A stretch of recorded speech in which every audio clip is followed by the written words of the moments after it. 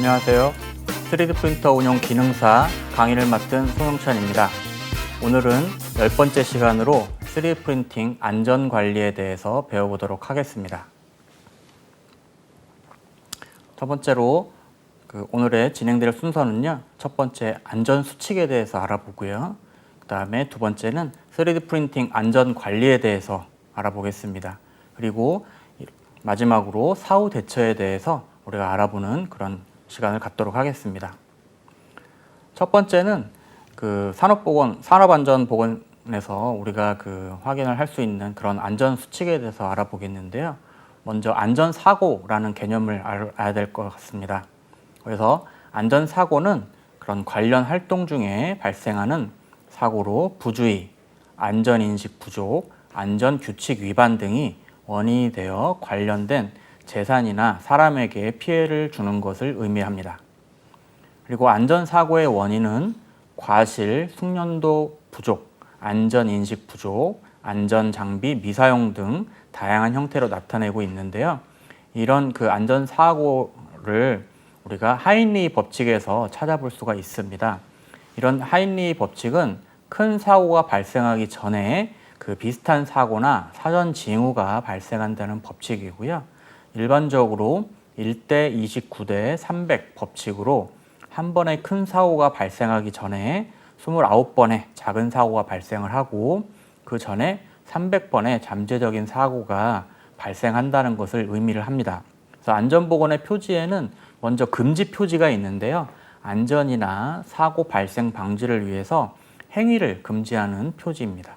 그래서 이 지시하는 표지에 따라서 절대적으로 내용을 준수를 해야 하는 그런 금지 표지이고요.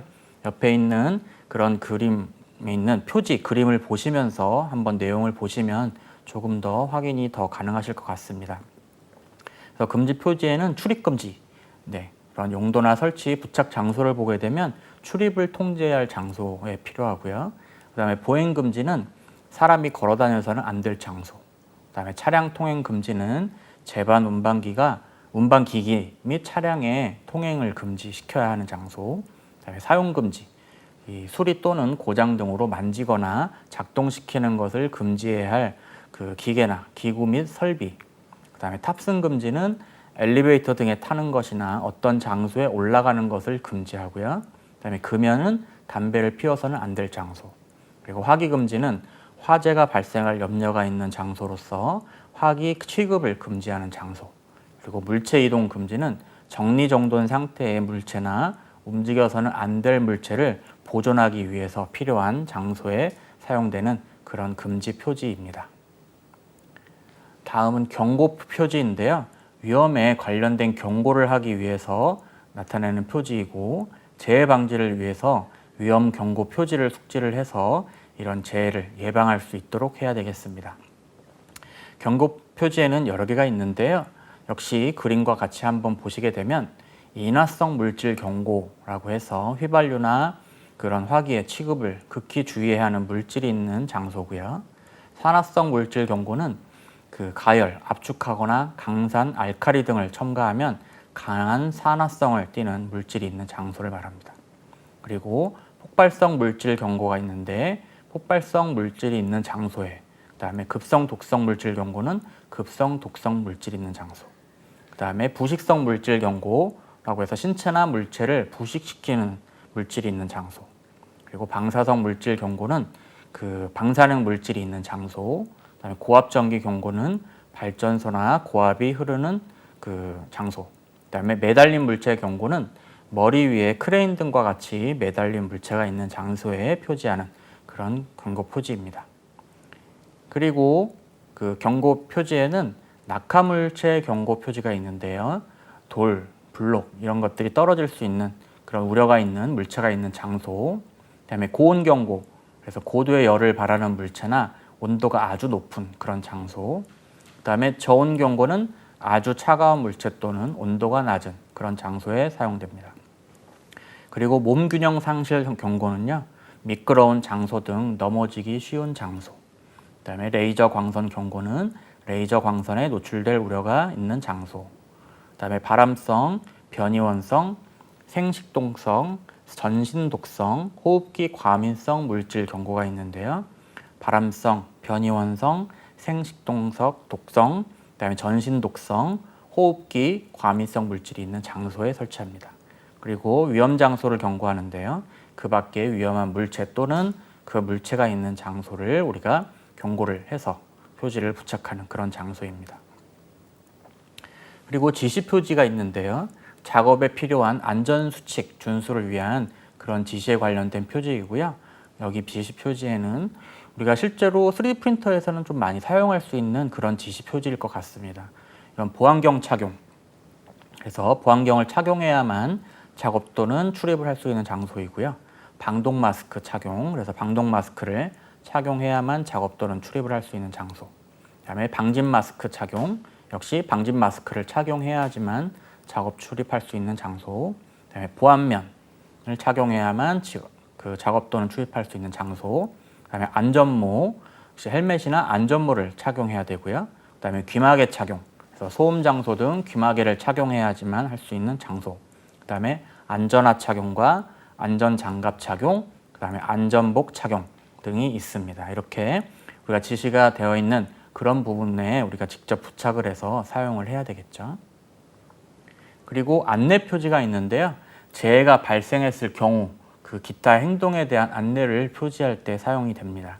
여기에서 안내 표지에는 녹십자 표시라고 해서 안전의식을 북돋우기 위해 필요한 장소, 또 응급구호 표지는 응급구호 설비가 있는 장소, 들것은 구호를 위한 들것이 있는 장소, 그다음에 세안장치가 있는 장소, 비상용 가구, 그런 비상용 기구가 있는 장소, 그다음에 비상구, 그다음에 좌측 비상구와 우측 비상구 이런 것들을 이용을 해서 이런 기타 행동에 대한 안내를 표지하는 그런 그 표지가 있습니다. 그리고 관계자 외 출입 금지를 나타내주는 그런 그 표지가 있는데요. 허가 대상 유해 물질 취급을 우리가 하는 사용 작업장이나 이런 부분에 사용하는 그런 표지가 있고요.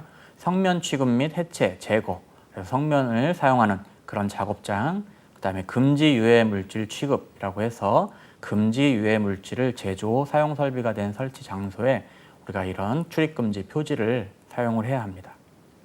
그리고 안전보건 표지에 색도 기준 및 용도가 있는데요. 이런 그 빨간색, 노란색, 파란색, 녹색, 흰색, 검은색으로 이루어져 있는데 앞에 그림들을 확인하셨으면 아시겠지만 빨간색 같은 경우는 금지나 경고 쪽에 표시가 되고요. 그리고 노란색은 경고, 파란색은 지시, 녹색은 안내를 나타내주는 그런 용도로 사용을 하게 됩니다. 그래서 이런 적절한 그런 안전 표지를 우리가 작업장 내에 그 필요한 곳에 잘 그 설치를 해서 작업을 하시는 분들이 미리 알고 이런 안전한 작업을 할 수 있도록 그렇게 해야 되겠습니다. 그래서 이런 안전 수칙에 대해서 알아봤고요. 다음은 우리가 3D 프린팅을 하기 위해서 3D 프린팅을 할 때 그런 안전에 대해서 알아보겠는데요. 실제로 내용들이 많이 조금씩 이런 안전 관리에 대해서 바뀌어 왔지만 이번에 그 올해 과기정통부에서 그 발표한 3D 프린터 안전 이용 가이드라인이라고 해서 그 부분을 기준으로 해서 이런 그 강의 내용을 만들었습니다. 첫 번째로 안전 수칙의 첫 번째로는 3D 프린터 사용자 안전 행동 요령이라고 해서 있는데요. 3D 프린터 사용 중에는 창문과 환기 장치를 이용하여서 환기해야 한다. 그렇죠? 사용 전후에 창문을 통해 1시간 이상 환기를 하는 것을 권장을 드리는 겁니다. 그리고 3D 프린터 사용 시에 사용 공간에 가급적 머무르지 않고 얼굴 부위를 노즐에서 멀리 하라는 거죠. 실제로 그 3D 프린터 그 FDM 방식 프린터에 노즐에 가열이 돼서 필라멘트가 녹여서 나오기 때문에 그 주위에 그 호흡기 부위, 얼굴 부위를 가까이 된다면 거기서 나오는 미세한 그런 그 이물질들이나 미세 입자들을 흡입할 수 있기 때문에 노즐에서는 멀리 하는 거를 권장을 드리고요. 그 다음에 3D 프린터 사용 공간 출입 시에 개인 보호 장비를 착용을 해야 합니다. 노즐과 베드의 높은 온도에 의한 화상 예방을 위해서 우리가 장갑을 착용하게 되는 것이고요. 그 다음에 유해 물질이 눈과 또 입과 코 이런 곳에 흡입되지 않도록 또 방진 마스크를 착용하게 됩니다. 그리고 방진 마스크와 KF94 같은 마스크 같은 경우는 그런 휘발성 유기화합물 차단 효과가 미미하기 때문에 3D 프린터의 사용량이 많은 그런 작업장 같은 경우는 방독 마스크를 권장을 드립니다. 그리고 미세 입자라고 해서 평균 0.4에서 0.6 미크론 크기의 미세 입자를 우리가 94% 이상 차단하는 1급 이상의 마스크를 우리가 착용을 하는 게 좋겠습니다. 그리고 개인 보호 장비는 오염되지 않도록 별도의 보관 장소에 보관을 해야 합니다. 그리고 그 3D 프린터 FDM 방식을 위주로 말씀을 드리는데요. 보통 노즐의 온도를 우리가 그 소재별의 그 권장 온도보다는 그 높게 설정하면 안 되겠습니다. 보통 권장 노즐 온도가 PLA는 190에서 230, ABS는 215에서 250도인데요. 실제로 이 온도보다 더 높게 설정을 한다거나 했을 때 조금 더 그런 미세 입자들이 더 많이 나온다는 그런 연구 결과도 있다고 합니다. 그리고 3D 프린터와 안전 장비, 그리고 3D 프린터 주변 및 바닥 등의 청소를 꼭 해야 될 것 같습니다. 그래서 작업이 끝난 이후에 이런 부분들을 자주 해야 되는 거고요. 물수건을 딱 준비해서 주변을 닦거나 그리고 헤파 필터를 부착한 청소기로 우리가 청소를 하고 또 작업이 끝나게 되면 손 씻기를 해서 우리가 이런 부분들에 안전하게 우리가 할 수 있도록 그런 행동 요령을 알고 계시면 좋을 것 같고요. 거기에 우리가 사용되는 공간 출입 시에 사용되는 그런 개인 보호 장비가 있는데 그런 개인 보호구를 다시 한번 좀 보게 되면은요. 안전 보호 장갑이죠. 그래서 손을 보호할 수 있는 안전 보호 장갑이 있고요. 그다음에 호흡용 보호구라고 해서 KF94 마스크고 그다음에 방진 마스크가 있는데요. 여기서 KF94 마스크는 최소한의 조건으로 우리가 꼭 이 정도는 써야 된다라는 것이고요.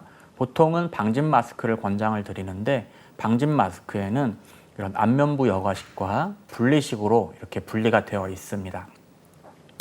방진 마스크의 종류에 대해서 조금 더 알아보면요. 방진 마스크는 격리식이 있는데요. 안면부, 여과제, 연결관, 흡기 밸브, 배기 밸브, 그리고 머리끈으로 구성이 되어 있고요. 부품을 교환하기가 용이하게 되어 있습니다. 그래서 여과제에 의해 분진이 제거된 깨끗한 공기가 연결관을 통해서 흡기 밸브로 흡입이 되고 그 체내에서 공기는 외기중으로 배출이 되는 그런 형태의 그런 방진 마스크입니다. 그리고 직결식 방진 마스크는요. 안면부, 여과제, 흡기 밸브, 배기 밸브, 그리고 머리끈으로 구성이 되어 있고 역시 부품을 교환하기가 용이합니다. 여과제에 의해 분진이 제거된 그런 깨끗한 공기를 흡기 밸브를 통해서 흡입하게 되고요. 체내의 공기는 배기 밸브를 통하여 외기중으로 배출하게 됩니다. 여기서 격리식과 직결식의 다른 부분은 이런 연결관이 있다라는 부분이 격리식에 연결관이 있다라는 부분이 있다라는 거 확인을 하시면 좋을 것 같습니다. 그리고 안면부 여과식이라고 해서 여과제로 된 안면부와 머리끈으로만 구성이 되어 있는 그런 그 방진 마스크가 있는데요. 이런 방진 마스크 같은 경우는 부품을 교환할 수 없는 그런 형태로 되어 있습니다. 그래서 여과제인 안면부에서 그 분진을 여과한 깨끗한 공기가 흡입이 되고요. 그다음에 체내의 공기는 여과제인 안면부를 통해서 외기중으로 배출하는 그런 기본적인 그런 방진 마스크라고 보시면 되겠습니다. 이런 방진 마스크에 선정 조건이 있는데요. 이런 그 방진 마스크 같은 경우는 흡기 저항이 낮을 것, 그 다음에 배기 저항이 낮을 것, 그 다음에 여과제 포집 효율이 높을 것, 그리고 착용 시 시야 확보가 용이할 것, 그래서 하방 시야가 60도 이상 돼야 되고요. 그 다음에 중량이 가벼워야 합니다. 그리고 앞면에서의 밀착성이 커야 하고, 그 다음에 침입률이 1% 이하까지 정확히 평가가 가능할 것, 그 다음에 피부 접촉 부위가 부드러워야 합니다. 그리고 사용 후 손질이 간단해야 한다라는 그런 선정 조건이 있어서 이런 선정 조건에 맞게 방진 마스크를 선택해야 되겠습니다. 그리고 이런 방진 마스크에는 등급이 있는데요. 특급, 1급, 2급 이렇게 나눠져 있습니다. 거기에서 특급은 미세 입자를 99% 이상 차단하는 그런 마스크인데요. 베릴륨, 등과 같이 독성이 강한 물질을 함유한 분진 등의 발생 장소, 그다음에 성면을 취급하는 그런 장소에서 이용을 하게 됩니다. 그리고 1급은 미세 입자가 94% 이상 차단되는 그런 방진 마스크의 등급인데요. 특급 마스크를 착용한 그 장소 외의 장소에 필요하게 되고요. 금속 흉과 같은 그 열적으로 생기는 분진, 그리고 기계적 분진이 발생하는 그런 장소에서 사용해야 합니다. 그리고 2급은 미세 입자 80% 이상을 차단하는 방진 마스크인데, 특급 및 1급 마스크 착용 장소를 제외한 분진 등이 발생하는 장소에서 사용을 하는 그런 방진 마스크의 등급이 있습니다. 그래서 적절한 작업 환경에 따른 이런 방진 마스크를 이용을 해서 안전하게, 호흡기가 안전하게 우리가 사용을 해야 되는 거고요. 우리가 코로나 시대를 겪어오면서 마스크들을 많이 이용을 해서 지금도 쓰고 있지만, 실제로 또 3D 프린팅으로 그 작업을 할 때는 이런 방진 마스크를 꼭 준비를 하셔서 작업을 하셔야 되겠습니다. 그리고 특히나 또 이제 실기 시험 같은 경우는 실기 시험장 자체에 마스크를 꼭 이용을 하셔야 되거든요. 그래서 마스크가 없이 만약에 작업을 한다고 한다면 실격 처리가 될 수도 있습니다. 그리고 프린팅 안전 수칙의 두 번째는 3D 프린터 소재 선택 및 사용 시 안전 수칙입니다. 보급형 3D 프린터, FDM 방식의 프린터에는 많이 사용하는 소재가 많이 말씀드렸지만 PLA와 ABS가 있습니다. 여기에서 PLA 같은 경우는 폴리락트릭 아키드로 만들어져 있는데요.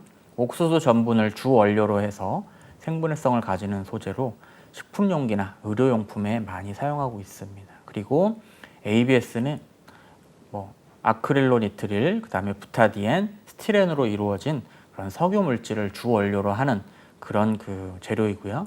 내충격성과 내열성이 강해서 장난감이나 자동차 내외장재, 가전제품, 그런 일상용품에 많이 쓰이고 있습니다. 그래서 이러한 소재들을 물질안전보건 자료라고 하는 MSDS에서 확인할 수 있는 그런 소재로 사용을 해야 되는 거고요. 실제로 이런 물질안전보건 자료에 통해서 이런 PLA나 ABS의 함유량을 우리가 확인을 한 다음에 사용하는 것이 더 안전하겠습니다. 그래서 그런 물질안전보건 자료에 품질, 색상, 강도 이런 것들을 출력할 출력물에 부여할 특성에 따라서 필라멘트에 가소재나 그다음에 색소와 같은 다양한 첨가물들이 들어가는 부분들을 확인을 하고요. 이런 첨가물들이 들어간 이런 3D 프린팅 작업 시에는 유해 물질이 더 많이 발생이 될 수 있기 때문에 이런 꼭 필요한 경우가 아니라면 첨가물이 적게 들어간 소재를 사용을 권장을 드린다고 합니다. 그리고 학교나 가정에서는 실습용으로 보통 ABS보다는 PLA를 많이 사용을 하는 걸 권장을 드리는데요.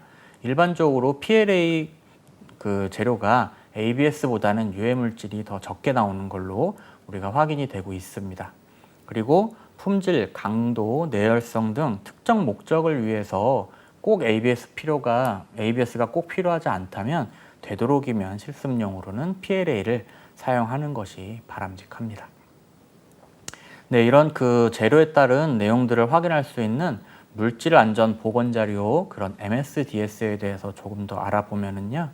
이런 물질에 대한 여러 가지 정보를 담은 자료를 말합니다.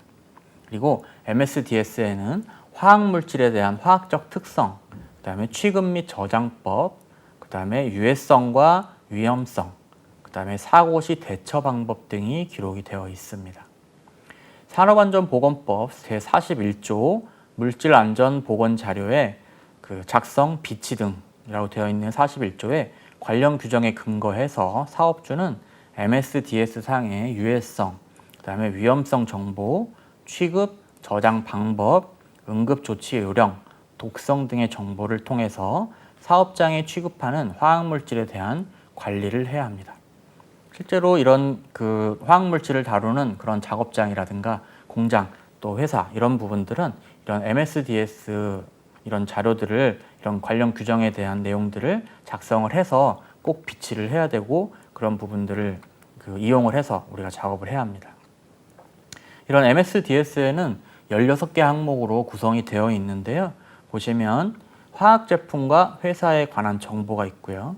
그다음에 유해성과 위험성, 그다음에 구성 성분의 명칭 및 함유량, 그다음에 응급 조치 요령, 그다음에 폭발, 화재 시 대처 방법, 그다음에 누출 사고 시 대처 방법, 그리고 취급 및 저장 방법, 노출 방지 및 개인 보호구, 그다음에 물리화학적 특성, 안정성 및 반응성, 그리고 독성에 관한 정보, 환경에 미치는 영향, 그다음에 폐기 시 주의 사항, 운송에 필요한 정보, 그리고 법적 규제 현황, 그리고 그 밖의 참고사항, 이렇게 16개 항목으로 정해져 있고요.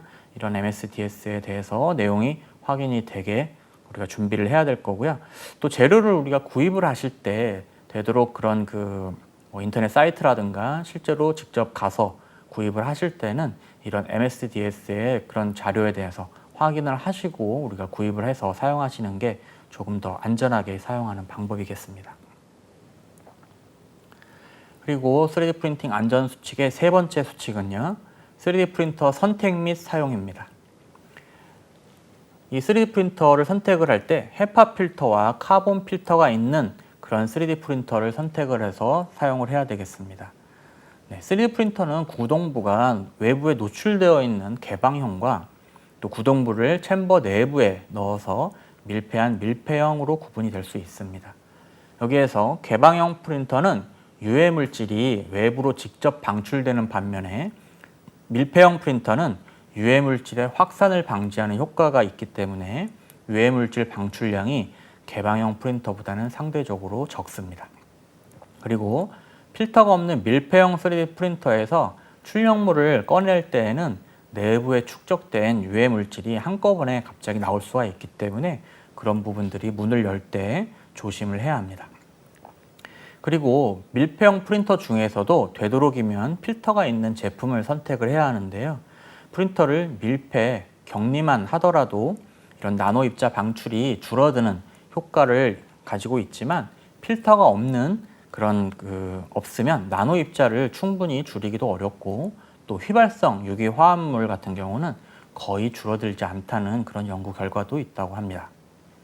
그리고 3D 프린터로부터 방출되는 유해 물질을 차단하기 위해서는 3D 프린터를 밀폐, 격리하고 또 필터로 방출된 유해 물질을 정화를 해줘야 합니다.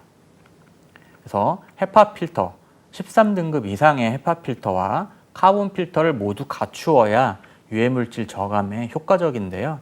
여기에서 최소 헤파 필터가 부착된 3D 프린터를 사용하는 게 좋겠죠.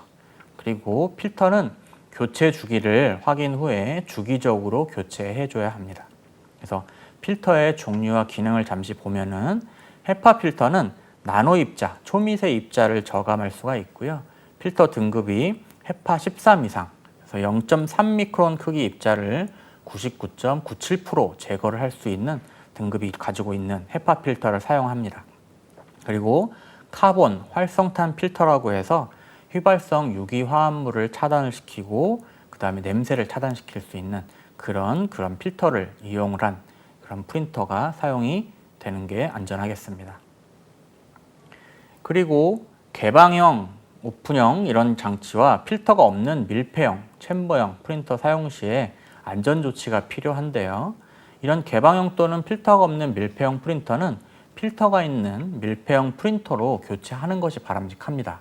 그렇지만 프린터 자체가 가격대가 높기 때문에 이런 또 프린터 교체가 어렵다면은 유해물질 방출을 막을 수 있는 이런 안전부스 또는 포위식 국소 배기 장치를 활용을 할 수가 있습니다.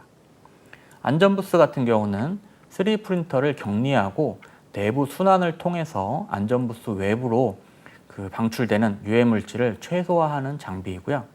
또 포위식 국소 배기 장치는 덕트를 통해서 유해물질을 빨아들이고 공기정화 장치로 정화를 한 뒤에 정화된 공기를 외부로 배출을 하는 그런 장치입니다.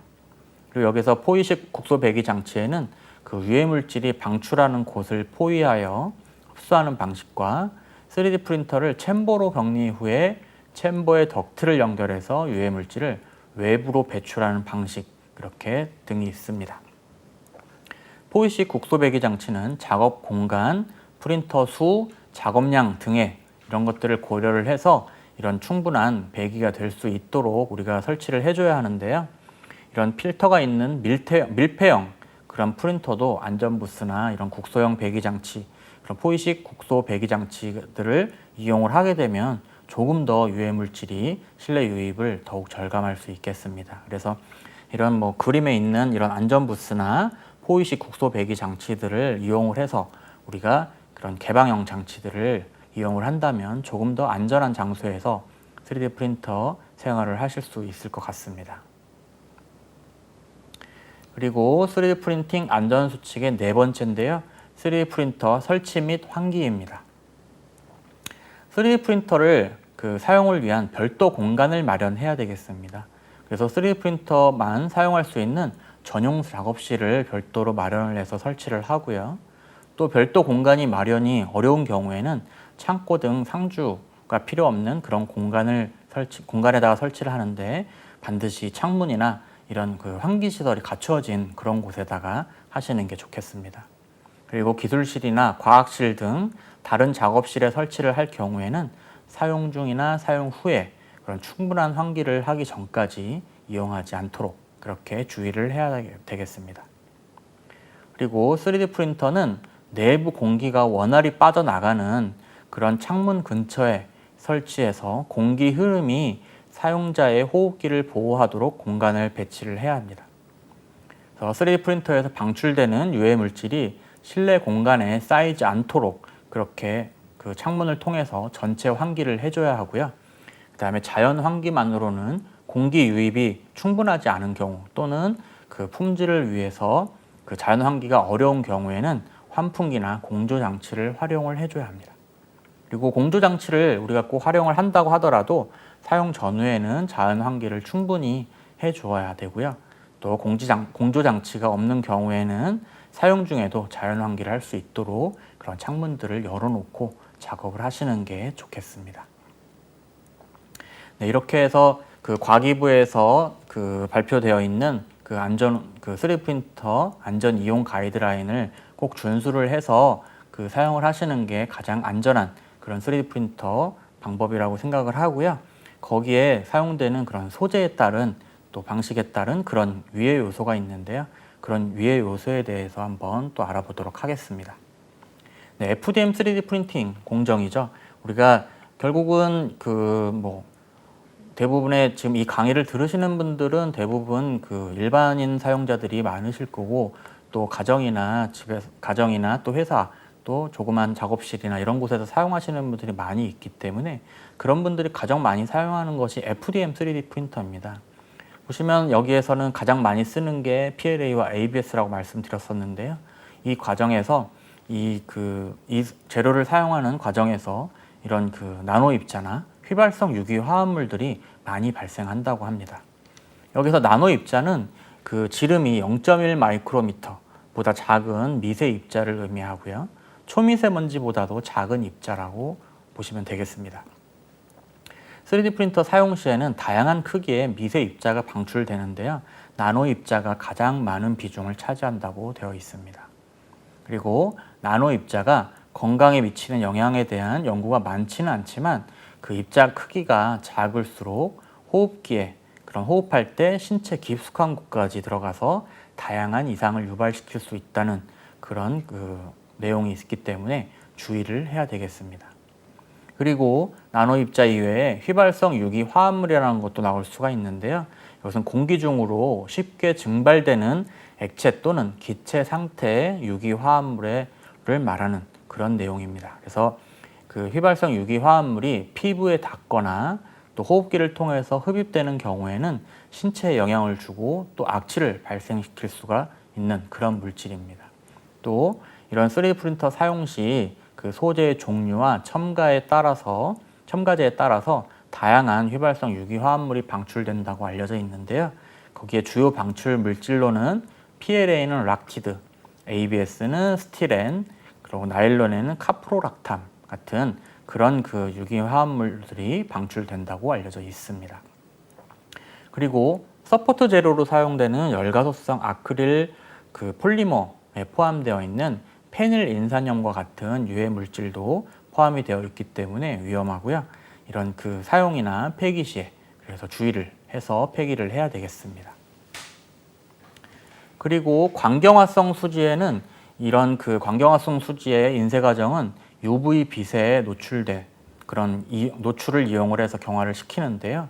아크릴레이트와 같은 유해한 물질, 모노머를 포함하고 있습니다. 그리고 또한 자외선 같은 경우가 시력과 피부에 손상을 줄 수 있기 때문에 조심해야 되겠습니다.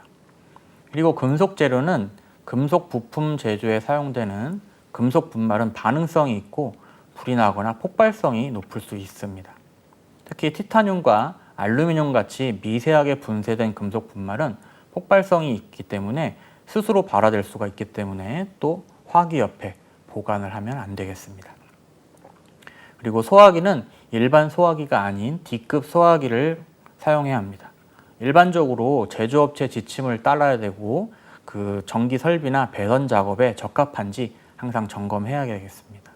그리고 레이저, 전자빔 등 매우 높은 열을 사용하기 때문에 열에 의한 부상뿐만 아니라 중금속 분말 흡입으로 폐에 심각한 병을 줄 수가 있습니다. 그리고 이런 유형의 3D 프린터 작동에는 표준 공정 절차가 필요합니다. 그리고 생물학적 물질인데요. 3D 프린팅은 공학적 그 조직 생성을 위한 세포와 같은 생물학적 물질의 인쇄를 포함하도록 확대가 되어 있습니다. 그래서 에어로졸에 대한 노출로 인한 잠재적 그 오염과 적절한 공정 관리가 고려될 필요가 있겠습니다. 네, 이렇게 그 안전한 작업장과 이런 부분들에서 우리가 사용을 하게 되더라도 그 작업을 하다 보면은 사고가 일어날 수가 있는데요. 그런 사고가 일어났을 때의 대처 방법에 대해서 알아보도록 하겠습니다. 네, 눈에 들어간 경우 첫 번째, 녹은 소재가 안구에 접촉하는 경우는 다량의 물로 최소 15분간 위에서 아래로 눈꺼풀을 들면서 씻어내야 합니다. 그리고 안구에 접촉된 모든 소재는 즉각 물로 씻어내야 되고요. 그리고 즉시 의사의 진료를 받을 수 있게 해야 합니다.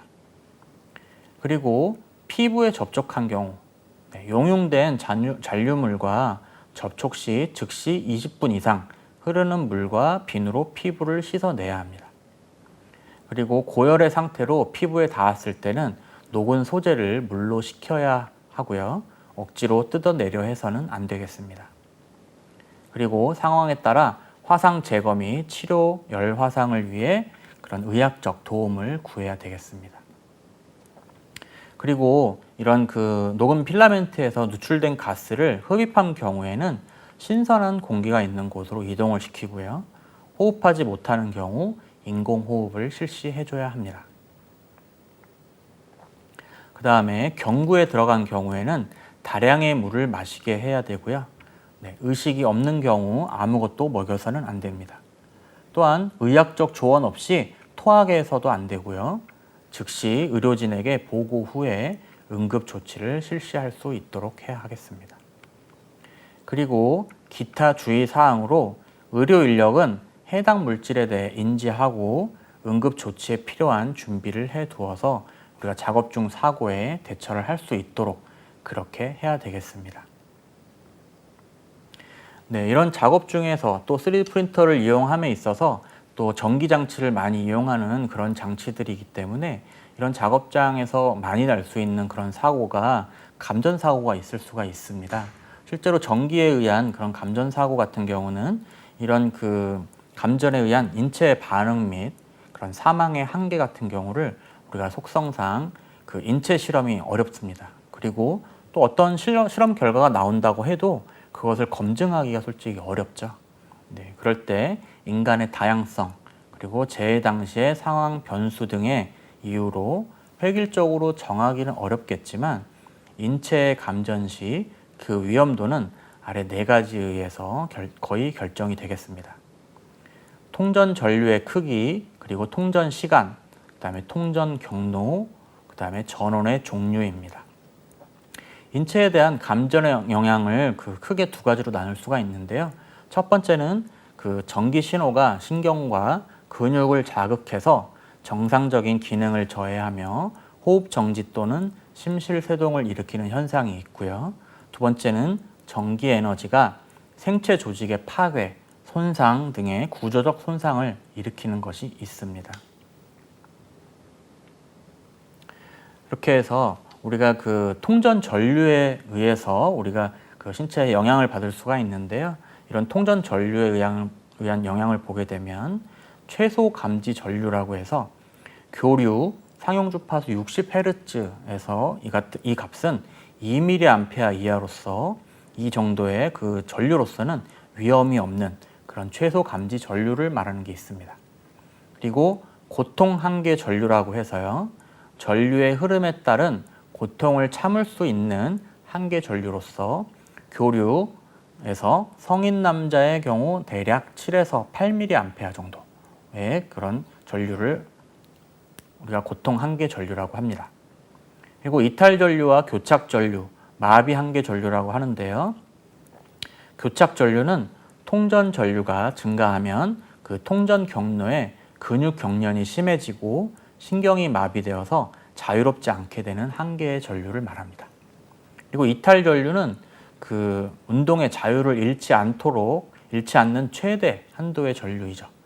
그래서 전류값은 우리가 교류에서 이 값은 대개 10에서 15mA 정도의 그런 전류를 가지고 있습니다. 그리고 심실세동 전류, 가장 위험한 전류인데요. 심실세동은 심장의 맥동에 영향을 주어서 혈액 순환이 곤란하게 되고 끝내는 심장 기능을 잃게 되는 그런 현상을 우리가 심실세동이라고 합니다. 그래서 심실세동을 일으킬 때 그대로 방치하게 되면 수분 이내에 사망할 수가 있기 때문에 즉시 인공호흡을 실시할 수 있도록 해야 되겠습니다. 그리고 이런 통전 경로에 의해서 또 영향을 받을 수가 있는데요. 인체 감전 시의 영향은 전류의 경로에 따라서 그 위험성이 달라집니다. 그리고 전류가 심장 또는 그 주위를 통하게 되면 심장에 영향을 주어서 더욱 위험하게 될 수가 있는데요. 여기에서 인체에 전류가 통과하게 되면 심실세동이 일어날 수 있는 것은 물론이고 통전 경로에 따라서는 그보다 낮은 전류에서도 심실세동의 위험성이 있습니다. 그래서 이에 대한 것을 심장 전류 계수로 나타낼 수가 있는데요. 아래 그 표를 보시게 되면 통전 경로가 왼손에서 가슴이라고 한다면 심장 전류 계수는 1.5, 그리고 오른손에서 가슴이면 심장 전류 계수가 1.3, 그 다음에 왼손에서 한 발 또는 양발일 경우는 1.0, 그 다음에 양손에서 양발일 경우에는 1.0입니다. 그래서 위에 이 표에서 그런 숫자가 클수록 그런 위험도가 높아지는데요. 예를 들면 1번 표시가 되어 있는 왼손에서 가슴을 지나가는 그런 통전 경로에서 53mA의 전류가 통전될 때와 또 양손과 양발 사이에 그 80mA의 전류가 흐를 때 그런 위험도가 서로 동일합니다. 그러니까 전류가 더 크게 흐른다고 하더라도 이런 그 통전 경로에 따라서 이런 위험도의 차이가 없을 수가 있다라는 거죠. 그래서 왼손이나 가슴을 우리가 지나는 그런 통전 경로가 가장 위험한 그런 그 통전 경로라고 보시면 되겠습니다. 그리고 접촉 전압의 허용 한계가 있는데요. 이런 접촉 전압을 인체를 통과하는 전류와 인체 저항의 곱이 인체에 가해지는 전압을 말합니다. 그래서 감전의 위험성은 이 접촉 전압의 크기와 감전 시간과의 곱에 비례하는데 위험한 장소에서의 안전 전압의 한계로 일본의 경우 전압전로 그 지락 보호 지침에서 이런 접촉 상태에 따라서 나눌 수가 있습니다. 먼저 제1종 통전 경로가 인체의 대부분이 수중에 있는 상태를 말하고요. 허용 접촉 전압은 2.5V 이하입니다. 그리고 제2종은 인체가 현저하게 젖어 있는 상태이고요. 금속성의 전기 기계 기구나 구조물에 인체의 일부가 상시 접촉되어 있는 상태를 말합니다. 이는 25V 이하이고요.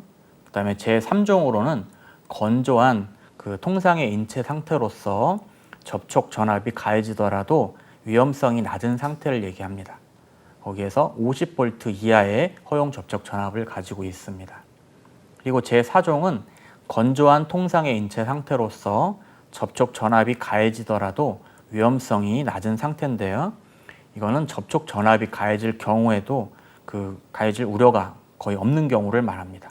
그럴 때는 허용 접촉 전압이 제한 없음으로 되어 있습니다. 그래서 이런 그 허용 접촉 전압에 대한 허용 한계도 어느 정도 알고 계신다고 한다면 이런 접촉 전압에 대한 위험성과 이런 것들도 확인을 하실 수가 있을 것 같습니다. 그리고 이런 감전에 의해서 인체에 상해가 발생이 되겠는데요. 감전에 의한 사망의 대부분은 감전사고 발생 직후에 사망하는 것입니다. 이는 충전부에 손이 접촉되어 흐르는 전류가 심장을 관통하여 생기는 경우가 많고요. 그랬을 때 우리가 사인의 대부분은 심실세동에 의한 것입니다.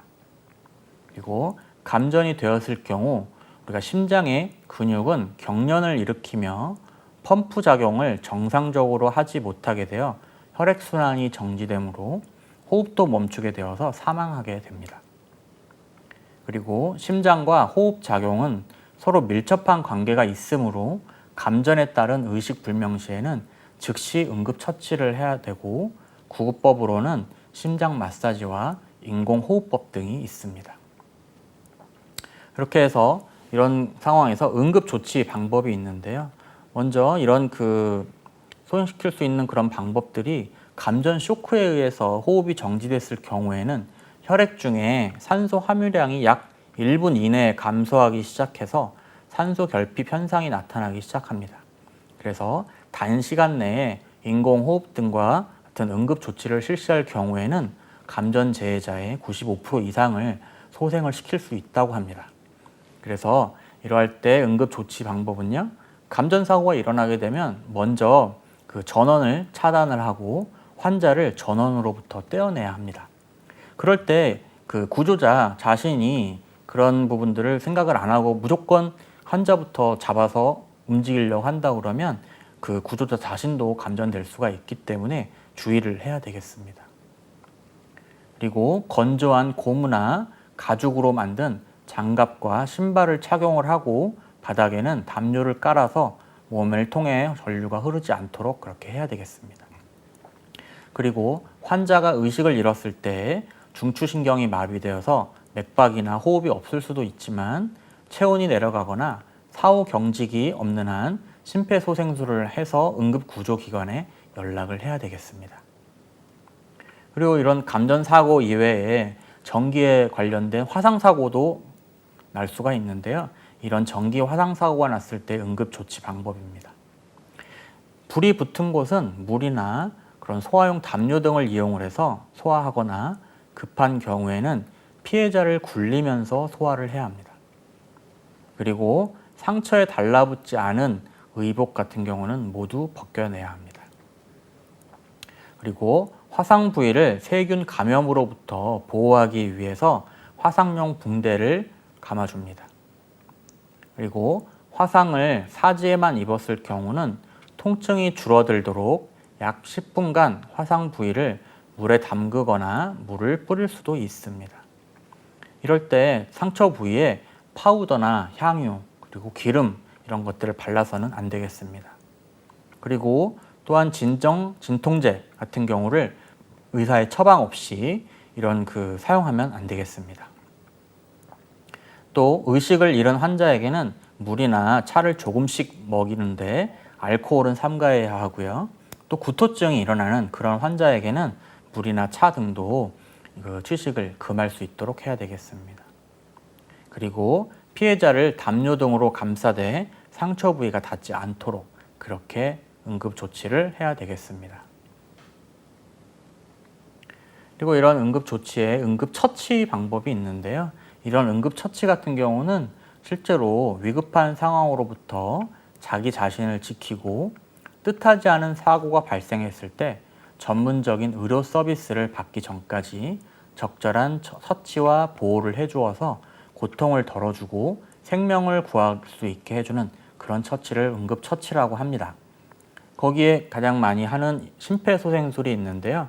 이런 심정지 환자의 생존율이 이런 5분이 지나게 되면 50%, 그다음에 7분이 지나게 되면 30%, 거기에 10분이 넘어가게 되면 10%, 그리고 12분이 넘어가게 되면 2에서 5%로 감소한다고 합니다. 그래서 심정지가 발생된 후에는 4에서 5분이 경과되게 되면 뇌가 비가역적 손상을 받기 때문에 심정지를 목격한 사람이 즉시 심폐소생술을 시작해 주어야 심정지가 발생한 사람을 정상 상태로 소생을 시킬 수가 있겠습니다. 여기에 기본 소생술이라고 해서 심정지가 의심되는 의식이 없는 사람을 발견했을 때 구조를 요청을 하고 가슴 압박을 시행하며 심장 충격기를 적용을 해서 심폐소생술의 초기 단계를 해주는 것이 기본 소생술입니다. 이런 기본 소생술의 목적은 우리가 환자가 발생했을 때 그런 전문 소생술이 시행되기 전까지 그 가슴 압박과 제세동 처치를 시행을 해서 환자의 심박동을 가능한 빨리 정상화를 시킬 수 있는 그런 소생술이라고 보시면 되겠습니다. 그래서 적절하게 이런 심정지가 있는 그런 환자를 발견을 했을 때는 가장 가까이 있는 목격을 한 사람이 즉시 심폐소생술을 해주시는 게 가장 좋을 것 같습니다. 그리고 주변에서 바로 그 사고가 발생했을 때 그런 위급한 상황을 빨리 그 신고를 해서 그 조금 더 빠른 처치가 가능할 수 있도록 해주는 게 가장 좋겠습니다. 그래서 이런 심정지 환자를 소생시키기 위한 일련의 과정이 밀접하게 연결이 되어 있고 어느 하나라도 적절히 시행되지 않게 되면 심정지 환자의 소생이 어려워지게 됩니다. 그렇게 해서 이런 그 병원 밖에서 이루어지는 그런 심정지 발생 환자의 생존을 위한 그런 필수적인 과정들이 서로 연결되어 있다는 그런 개념을 우리가 생존 사슬이라고 보통 얘기를 하고 있습니다. 첫 번째는 3D 프린터 운용 중 감전 시의 조치로 적절하지 않은 것은 이라고 했습니다. 그래서 1번은 목격한 즉시 재해자를 관찰하기 위해 신체를 흔들어 의식을 확인한다. 그리고 전기 위험을 제거한 후 심폐소생술을 실시한다. 그리고 3번에 전원을 차단하여 위험을 제거한다. 4번에 응급구조기관에 연락한다. 네, 구조자 자신이 같이 감전이 될 수 있기 때문에 실제로 전기 위험을 제거한 후에 그리고 그 재해자를 잘 확인을 한 다음에 우리가 그 응급 조치를 해야 되겠죠. 네, 그래서 바로 가서 그런 그 환자를 신체를 흔들어 본다거나 하는 행동을 조금은 조심해야 되겠습니다. 2번은 사업주가 기계장치 등의 설비뿐만 아니라 직장의 옥내, 옥외를 불문하고 작업 환경을 정비하도록 의무화된 사항과 거리가 먼 것은 1번에 통로, 바닥, 면, 계단 등의 보전. 2번 환기, 채광, 조명, 보온, 방습. 3번 휴게시설. 4번 작업장 인근 외부 도로. 네, 정답은 작업장 인근 외부 도로이고요.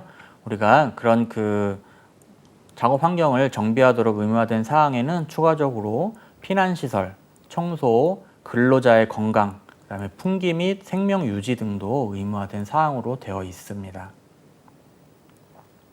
자, 3번에 보기와 같은 구조의 마스크 종류는 이라고 했는데요. 여과제, 연결관, 흡기변, 마스크, 배기변으로 이렇게 5개의 내용으로 정리되어 있는 것은 어떤 마스크일까요? 네, 병렬식, 그다음에 직결식, 그다음에 격리식, 그다음에 혼합식으로 되어 있습니다. 네, 격리식이죠. 네, 격리식은 여과제, 연결관, 흡기변, 마스크, 배기변으로 되어 있고요. 여기에 직결식 같은 경우는 여과제와 흡기 밸브, 마스크, 배기 밸브, 그래서 연결관이 없는 점을 확인해 두시면 좋겠습니다. 지금까지 10강 동안 우리가 그 필기 대비한 이론에 대해서 배워봤는데요. 실제로 이런 이론에 대한 그 내용들이 이런 그 강의 내용에서 나온 내용이 아닌 또 다른 내용도 나올 수가 있는 부분들이 있습니다. 그리고 내용들이 상당히 방대하기 때문에 이런 처음 또 입문하시는 분들이나 또 전문 분야가 아니신 분들은 조금은 생소한 그런 내용도 있을 수가 있기 때문에 실제로 그런 부분들을 우리가 이번 강의를 통해서 한 번씩 확인을 하시고, 그리고 문제 중심의 그런 문제집을 준비를 하셔서 그런 문제풀이를 되도록이면 많이 해보시는 게 우리가 그 필기시험에 합격할 수 있는 그런 지름길이라고 생각됩니다. 그러면 이렇게 우리가 10강 동안 필기의 이론에 대해서 배워봤고요. 다음 시간에는 우리가 실기 대비해서 기초 모델링을 직접 할 수 있도록 그런 수업 시간을 마련하도록 하겠습니다. 그러면 다음 시간에 뵙겠습니다. 감사합니다.